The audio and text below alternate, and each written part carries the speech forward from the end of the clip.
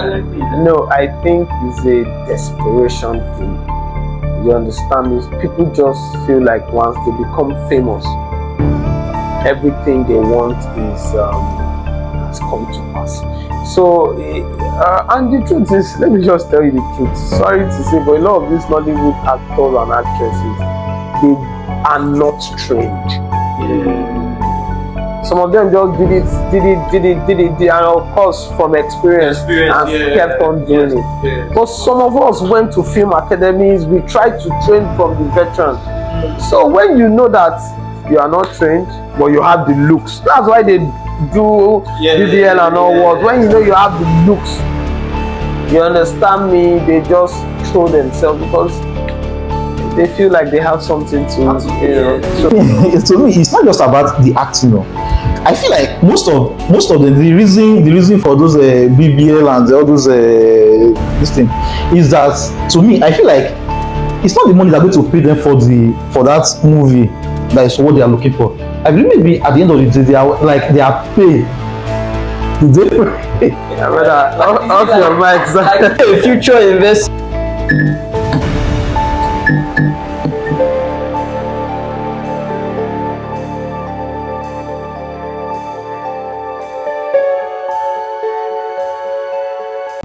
Hey guys, welcome to the episode of my vast show. I remain your host, Jerry Cruz. So today we'll be talking about old and new Nollywood movies and their impact in the society. Stay tuned.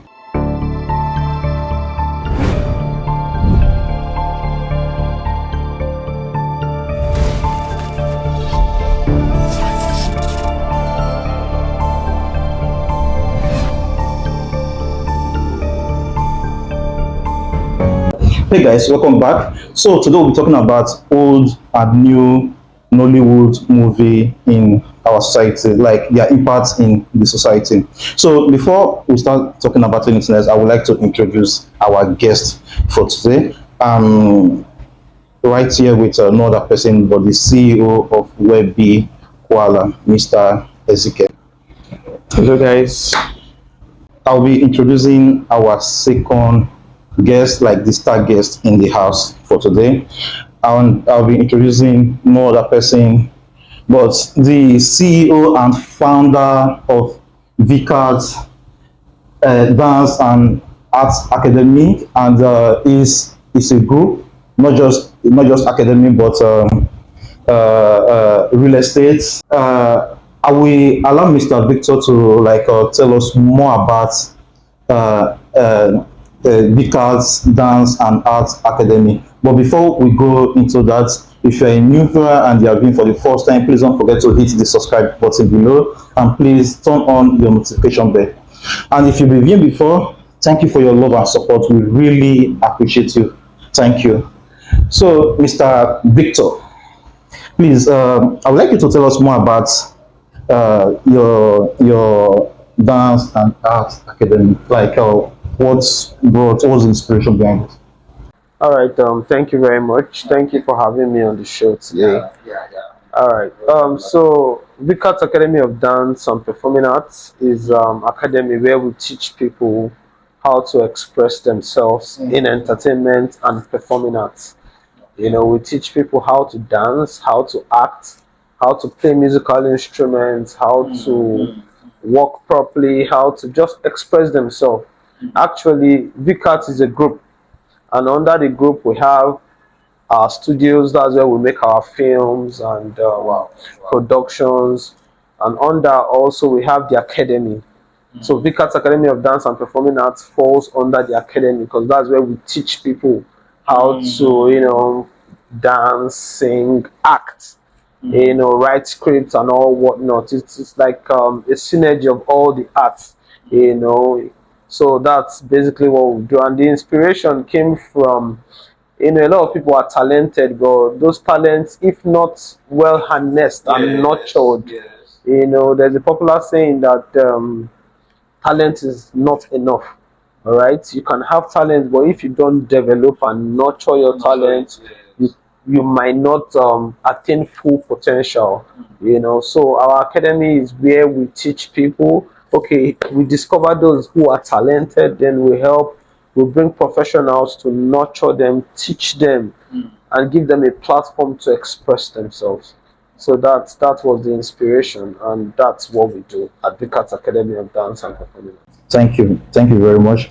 And I've seen your platform, like you've acted one movie, and just for your own understanding, like your own knowledge, what do you understand about like this Nollywood movie production? Like, what is your own Okay, understanding? well, Nollywood is like the arm that produces films in Nigeria. You know, we have Hollywood. That one is for American films. We have Bollywood for Indian films. So Nigeria is Nollywood, and Nollywood has been there for quite a time now, and we have watched it change from what it used to be to what it is now, and it's a thriving sector of the economy because like we see movies raking in billions, like Funke Akindele's film. What's the name of that? Her last movie, um, not Omogeto, the one she had, Tribe of Judah.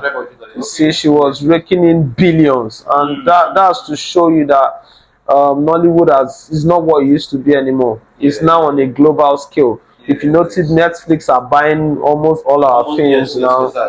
So Nollywood is amazing, and the truth is they've not even scratched. They are just that's what we are seeing now is just the tip of the iceberg. Like they've not even gone deeper. Yeah, there's a lot of potential. Art generally has a lot of potential because art is a unifier. All right, art is something that brings people together. That's why you see our films are showing it in even in countries that do not understand English. All they need to do is to just subtitle. So Nollywood is the main thing. And as you can see with what's happening now, content creation, YouTube and everything, the potentials are massive. So Nollywood, to me, we are not where we want to be, but we are not doing bad where we are right now. So there is massive improvement in Nollywood for now. Yeah. And because of like a cultural representative, I would like to like throw something there. Like this is not just going to be for our guests, but also for the viewers. And like your own opinion matters too. And don't forget the comment section is open, and please comment below. And just to throw something for the house, like how do old Nollywood movies compared to new ones in terms of representing Nigeria, culture and tradition and values? Like, what lessons can the audience how they like learn from this? Okay, well, old Nollywood and new Nollywood. The truth is that between those years, there's been a lot of changes, and now there's what we call indigenous film. An indigenous film. Now, filmmaking is all about telling stories, and stories are peculiar and unique to people. My story is not your story. His story is not my story. And nobody can tell my story the way I tell my story. So the good thing about the old Nollywood is that they were more indigenous. You know, like Igodo, all those films, Ahana. You know, those are stories that we could relate to. Stories about going to the evil forest to get an egg.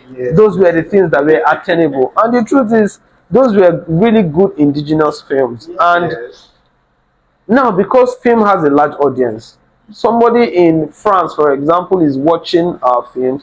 Those cultural heritage background, it helps to depict the kind of people we are.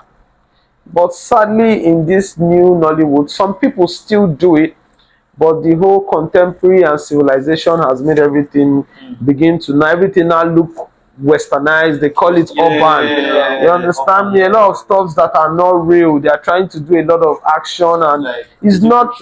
They are good because it's just a work of art and imagination and creativity, but that indigenous nature, what our beliefs, what our cultural heritage, that's what you export to the world. Let them see. Before colonization, we had kingdoms. We have the old Oyo Empire.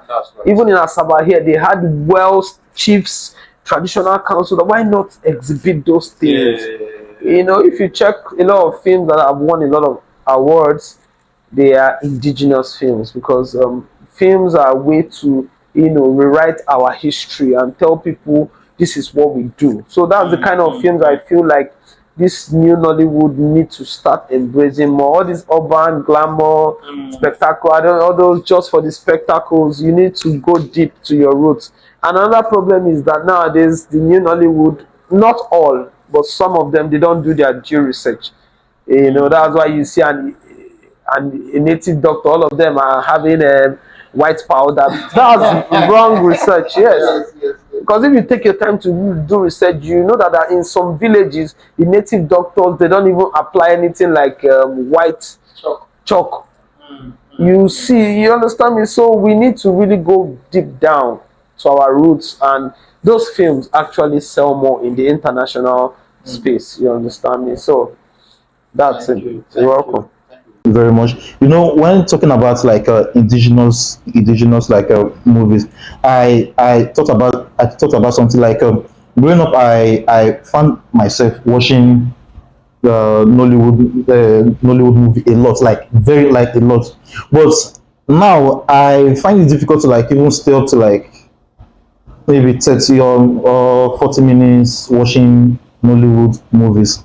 So like do you think a lot of directors are trying to keep the old actors? Like when I talk about the old actors, let's say for example Akia Popo and Charles and this other guy, what was his name, like Shasokusha, all those kind of like actors. Is it that the directors are trying to keep to keep the old actors away from it because of new ones they are being able to get away with? Okay, well, the truth is, right now, the Nollywood basically has tilted towards profit. It's no longer passion as it used to be. Olden days, the old Nollywood, they didn't have this much money that is coming in. So most of them were just passion. Likes of Chiwetalagu, Pet Edoche, all those guys were in there because that's what they wanted to do. You understand me? And the truth is, now, making this new Nollywood, they are looking for faces that can sell their film. You won't blame them because everybody is trying to make money. And right now, the cost of even production is off the roof. So, like if I want to do a film, I now determine where is my outlet. If it's YouTube, for example, which almost everybody is doing, they have YouTube faces. If you go and take an old veteran actor now and put on YouTube, how many fans does this actor have? Is he on TikTok? How many people is following him on TikTok? How many Instagram followers? Then you see a young 22-year-old boy, he has 3 million followers on TikTok, 5 million followers on Instagram. If you use his face, your movie will sell automatically. Because who are the people going to watch this film? It's the TikTokers and the Gen Zs and all what. So that's just what's happening. So it's not like, unless you see a good cinema film with a good budget. Because, you know, when you cast in film, it's all about choosing the right person to interpret that role. You understand? I'm also a writer. When I'm writing my movies, I already know, okay, this is the person I want for this. In fact, I may even write with that person in mind. You understand me? But if people make films for different reasons, if I want my film to just go global for the recognition sake, then I may want to put in that work. But if I want quick money, I'll look for the guys that their face are selling right now. So yeah, that's it. It's not like the veteran old actors are phasing away, but the problem is that they didn't maximize social media. They don't have, it's only likes of Kanayo, Kanayo. He's maximizing social media, and that's why he's staying relevant. You understand me? Look at people like Richard Mofedamejo, RMD is also doing that too, also making a blast in the new markets when it comes to The truth is, right now, when social media came in, some old veteran actors didn't jump on it. But the ones that did are reaping the benefits now. Kanaya still does skits and all whatnot. It's because he's still very relevant and he still does a lot of movies too. So yeah, they won't cast actors that can fetch them their money. QED. That's just it. That's just it. I quite agree with what Mr. Victor said. It's just that the market, you know, seeing film as a product, like the film itself is a product. Your product depends largely on the markets that you are selling that product on. And over the years, that market has greatly shifted, not just because of the market evolution itself, but the people patronizing the market. We have the Gen Zs now, like you said. So the force of a generation actually impacts this market and has actually changed the dynamics of filmmaking. And it has put filmmaking on another path that people no longer, just unfortunately, people are forgetting the roots of where it all started. Everybody is now focusing on money, just profits. money. And I feel in a way we are losing our sense of identity, Yes. just chasing money, losing a huge chunk of ourselves, not just nationally but globally, losing a huge chunk of ourselves. So I feel like if some of this, they call it documentaries, if there's a way, I feel Africa, we don't document. We have a bad habit of not documenting. Not document, yes. If you want to find an origin of something, now let's say I want to do an origin documentary on what's the name of this god of iron? Ogun. Ogun. You go to YouTube, you search Ogun, you see as little as 5 videos on Ogun. But it's a huge part of our history. And the funny thing is that out of the five, maybe just one, we just talking about exactly something like the thing you need. So we are losing a huge chunk of ourselves. It's just like language, our interpretation, our identity. We've lost that huge part of it based on the fact that we are chasing money. The truth is, like you just said, is a matter of should I call it misplaced identity. That's why you watch Z World and all these films. Some of them, Chinese, Korean movies, they still speak their language. Yes. Oh, they will subtitle it for you if you like. But how many films, apart from the Yoruba community, Yoruba film, you know, it's lately that some like Kunle Afolayan does that a lot. He will speak Yoruba throughout in his film, or just give it a little bit of English and Yoruba. You know, is being true to yourself. Don't try to copy who you're not. But it still boils down to money. People want to make money. So yeah, that's just it.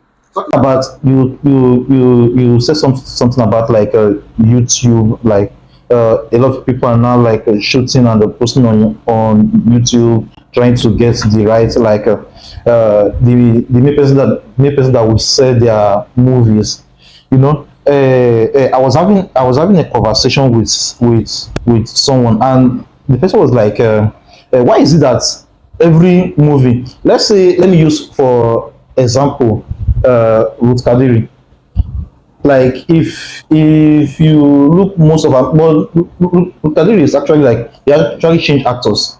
I don't think she used just a specific person, but when you see other platforms, you understand, you see that when they use this particular actor, that's what they use for the next script, that's what they use for another one. Like they keep repeating the same, and the person was like, is boring. He doesn't find it like is it that the directors or the producers don't want to give a chance to new faces? Okay, so let me tell you what some, especially Nollywood people do now. They can see a promising actor or actress, then they get this actor on board. I can make you a superstar. And in most cases, they sign a contract with these guys. All right, you'll be with me for 3 years, and I will feature you in almost. So what they are trying to do, they are trying to bring that person to limelight, and it's simple. If you are in people's faces all the time, you will become a celebrity. Your value keeps going up as far as you are good. You understand me? So that's why it's like what people do now, because the advent of YouTube made it hard for producers. For example, now almost everybody in this Asaba is now a producer. Even actresses and actors, they've now metamorphosed because everybody wants to make money, and YouTube is the quickest way to make money. So everybody, that's why they are acting crap. Some films you can't even watch. The ones that are trained, the ones who are not trained, everybody wants to cash out from YouTube. So what's now happening? We're now beginning to have actor deficiency. You want to do a film, nobody is there to even act for you because all of them are claiming, I don't have time, I'm in my own production. So if everybody is producing, who will act? So what some people even do now is they'll just sign contracts. They are only acting for Vickers Studio or Vickers Productions. You don't act for any other person. That's what people do now. They just have their own crew. So, and because of the way YouTube is, the more you post, the more men you make. So some people like this Ruth Kadri you just called. If you go to MN Estate in Lagos, she does like 6 productions. Okay, let me not call names, but some people, they do like 6 productions the same time. Wow. Yes, you go there, they've rented, they have film production houses, they have production estates. You go there, one film is happening here, one is happening here, one is happening. So they post on YouTube back to back. So those kind of people cannot be changing faces. They just have a group of people they work with. And they are the ones even making these guys. I know people that, for them to feature on your film on YouTube, you have 1 million and above. And they are not veteran, no, they just started, it's just YouTube. But they have gathered fans. Yeah, so much followers. That's why I tell filmmakers, young upcoming filmmakers and whatever, before you even start making films, become popular on social media. When you become popular on social media, anything you do, one movie like this, boom, who is watching you? Your fans. So that's why you have that repetitions of actors, because it's more like a production house and these are their actors. But I feel it's everywhere because even Epic, all these African Magic and all, they have their actors. Yes. If you want to pitch for them, I want to do a film, I want you guys to show you, you have to use their actors. If you don't use their faces, your film will not fly. Wow. They have faces, not only actors, they have their actors, they have their directors, they have their, we are in Nigeria now, so it's not like abroad where every film is an open audition, everybody comes. No, here is, how far? I have a film coming up, or you will play this role. So that's a way to still make those actors always available for your use. Because you can have, if actors frustrate you on set, you might go mad. Because when you tell them that come today, they will say, I'm busy, I'm shooting, you know. So that's just it. They have their own actors. There's something I would like to say when it comes to like producers and actors. You know, I've heard so many times of directors wanting to sleep with actresses, to give them roles, just like you say, like you have to pay 1 million and above to like to be featured in that movie, and they have been caught out, and it seems like they just lay low, and after sometimes they start again. Maybe like this particular director was called out for like misusing his position. Then he used it to to Take advantage of wanting actors of the girl. Now the thing is, why is it that after maybe they lie low for the meantime, they start again, and when they are coming the second time, it's going to be like worse, more than because it's just like they've already know their flaws. Like see where they take cash me the last time, I will buckle up. You understand? So is it that there is no like consequence or penalty that they've already put down, that if you commit this crime and this is what will be done.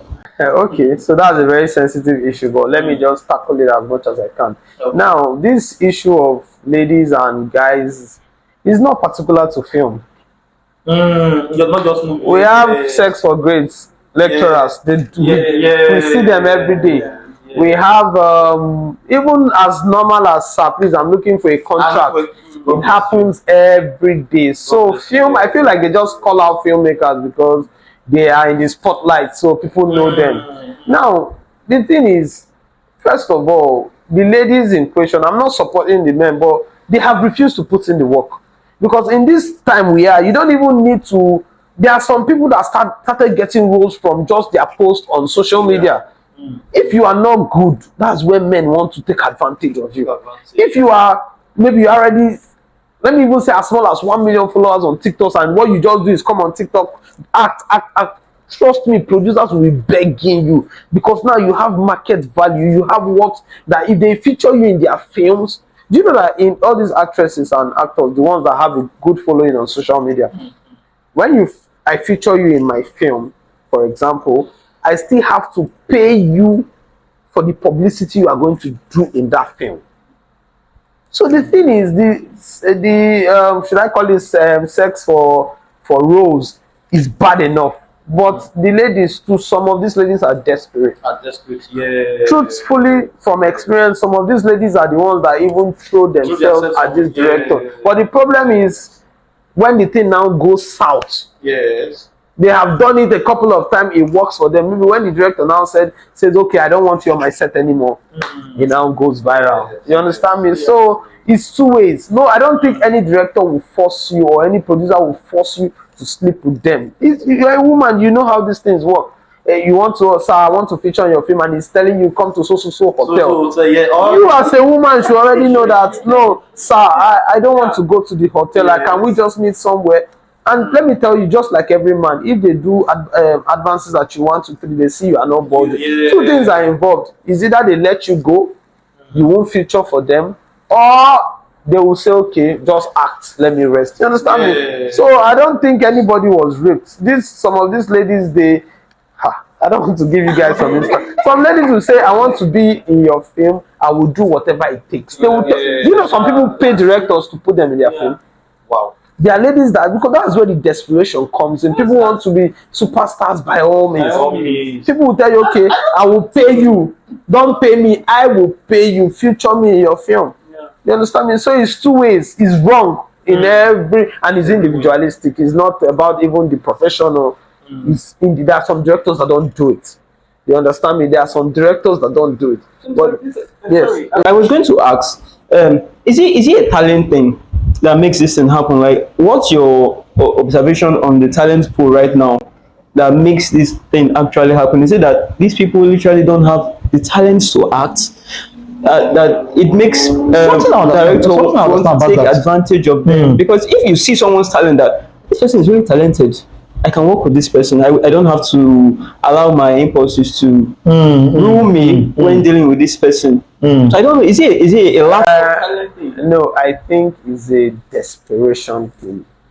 You understand me? People just feel like once they become famous, everything they want is has come to pass. So, and the truth is, let me just tell you the truth. Sorry to say, but a lot of these Nollywood actors and actresses, they are not trained.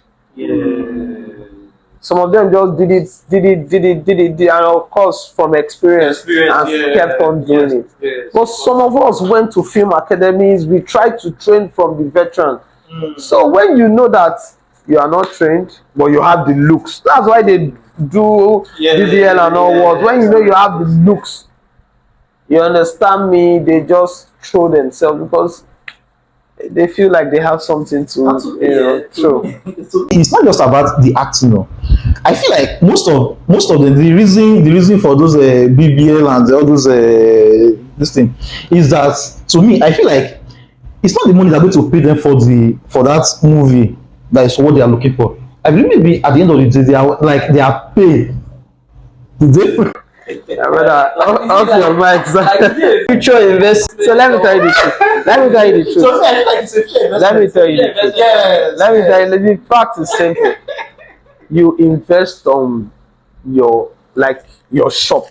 Let me put it that way. Your business. Some of them, their body is their business. Okay. So they invest in their body. It's just like my company. I put in a lot of money to make it work.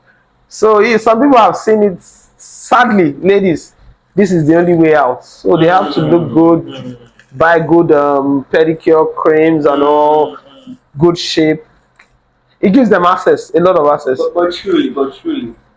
Sincere and honest question: is that the only way out? No, that's not the only way out, and that's the good thing. It's not everybody that is doing that. Even till now, we have talented actresses who are not where they are supposed to be just because they refused to give in to these directors, but they are still pushing. And the good thing is that every hustler has a payday. If you keep pushing, one day somebody will see you, and that will be your story to tell. Just keep working hard, do monologues, jump on challenges. Some people have gone to limelight from, like a lot of film companies do it. Monologue challenge. If you can get this monologue, we'll put you in our film and all those. Push, push, push. Go for auditions. Push, push, push. One day, your light will shine. It might be delayed, but that does not mean it won't come to pass. That's why I tell you, it's about desperation. Because all these ladies that do this thing, they are looking for the fast route. They don't want to work hard. They just want to use their body and climb. Some of them will tell themselves that when I get there, I will stop. You understand me? So we all know. And the thing is, it transcends beyond just filmmaking. Some of these girls now are using their assets, let me put it that way, to get money to produce their own films. Okay. Yes, because producing a film in Nigeria is not cheap. Even a substandard film, at least you need like at least 4 million and above. Unless you want to do a low budget film. But what I tell people is that have a good story. If you have a good story, even if you use your phone, people would still love it. You know, Z1 and all what, it's not like they act anything spectacular. Because those they are active, you have watched Z1, sometimes you'll be angry. But their stories will keep you glued to your seat. That every 7 p.m. you want to watch. It's story. Story is the king of filmmaking. Every other thing is. Days when you used to watch Face Me, I Face You, Super Story, Inter and Friends. Yeah, because that time I remember 167. I got the wrong go. I said, I want to watch. It's the story. The story is actually what gives life to the. Because then their production was poor. And that's why you can spend $60,000 on a film. All the aesthetics, the camera angles, the lighting is fine. If your story is whack, people will not be able to watch it. So that's Yes. Thank you very much. And I was like, because of these old ladies, this thing, I was like, going to say something. Why is it that why is it that all these Nollywood actresses are more financially, or should I say, living the luxury lifestyle than the men? I'm not saying the female industry are into anything illegal, because obviously there are some of them that have like businesses they do before they even go into the movie industry. So is it like the, how will I put it, the men are not like being well paid, and the women are being paid more. Like if Because at the end of the day, the men will be the one coming online to beg for financial help. Yeah, that's true. That's true. Yeah, so I also understand when they encounter when they're in situations like this, you mostly see the men online soliciting for assistance. Just wish you never see a female actress doing that. Never. Okay, let me quickly respond to that. Again, I will say, this is not a filmmaking or a Nollywood thing. Let me give you a quick example. If both of us go out by 10 p.m. at night, and maybe our cars are faulty and we are stranded, if I'm standing here waving cars down, there's a probability nobody will stop. No, it's not probability. But if a girl that has these assets we are talking about should stand on the road, see, 3 cars will park, they will be dragging. So the girl will not be selecting the car. It's just a normal thing. It's just waiting, man. It's just life. That's how life is. Now, girls tend to get more favors. I'm not saying there are ladies who work hard. But the truth is, if for example now we are pitching for a contract and I as a guy go into a man's office to knock, there's a way the man will be looking at me uptight, like, so what do you want? But if the lady comes in, good afternoon, sir. Hello, please sit down, get her drink. Are you okay? Are you comfortable? It's just normal. So that's it. The ladies have, like, for example, I want to do a film. I have a budget of 60 million. Yeah. And a lady that is well endowed, that's one of the reasons they do those things they do. All the body and all walks into your office. So I need 60 million. Me, I come, I need 60. So even a man who is not focused will fall for the lady because he feels like he might get something in return. It's standard everywhere in the world, not just Nollywood. Every company, everywhere, not just Nigeria, everywhere. So it's just that favors. Yeah. And right now, let's not even make it a female thing. It's also happening with the guys.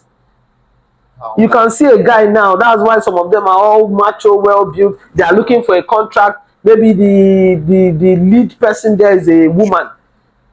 Yes, it's happening too.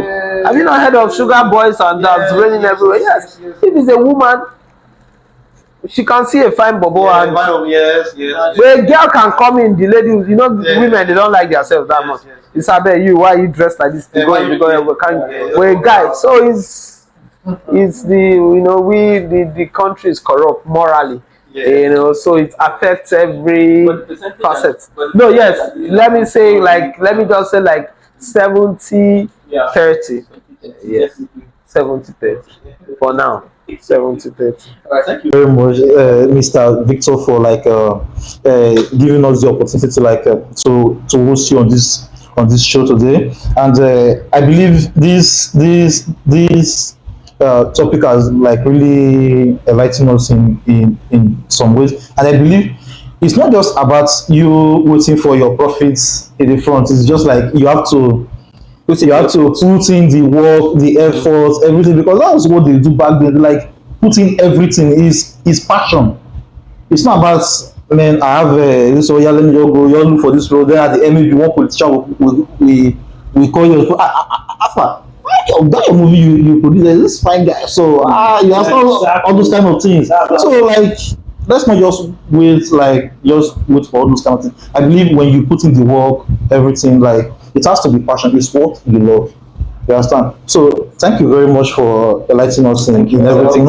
And please thank you for staying to the end of this video. Don't forget to hit the subscribe button below, and please turn on your notification bell, and I have a lot more you're going to enjoy. So just click to watch the next one and always subscribe to know what's happening. Stay tuned. Bye.